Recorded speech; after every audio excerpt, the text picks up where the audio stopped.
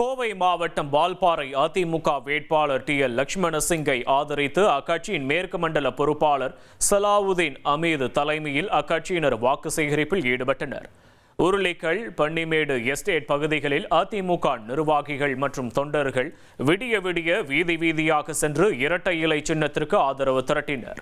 அப்போது அதிமுக ஆட்சியில் வழங்கப்பட்ட நலத்திட்டங்களை எடுத்து கூறியும் குடும்ப அட்டைதாரர்களுக்கு 10,000, பெண்களுக்கு மாதம் 2,000 உரிமை தொகை உள்ளிட்ட அதிமுக வாக்குறுதிகளை கூறி வாக்கு சேகரித்தனர்.